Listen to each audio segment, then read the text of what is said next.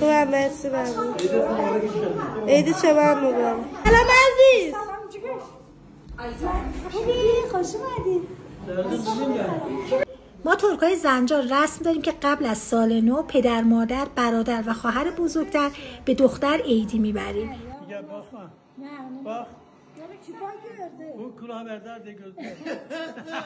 اینجا پول رو بابام واریز کرد به حساب محسن و گوشزد کرد که حتما ازش بگیرم. این عیدی خیلی شیرین تر از اون عیدی هستش که سر سفره 7 سین میگیریم. قبلا برای کسی که میخواستن عیدی ببرن یه سینی پر از وسیله که روش شال قرمز میکشیدن میبردن، ولی الان پول و شیرینی شده. البته برای تازه عروسا همین مدلی میبریم. راستی شما هم از این رسما دارید؟ آقا مهری مامان چقدر بود؟ 4 تومن. مامان سیره چقدر؟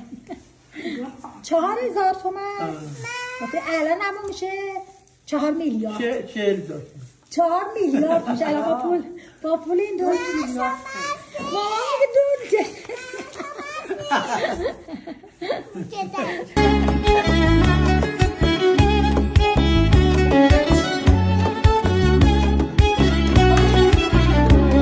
Xəbər verin, ellərə bayram gəlir, adı yayın dillərə bayram gəlir. Gül açacaq budaqdakı qonçasın, bülbül oxur güllərə bayram gəlir.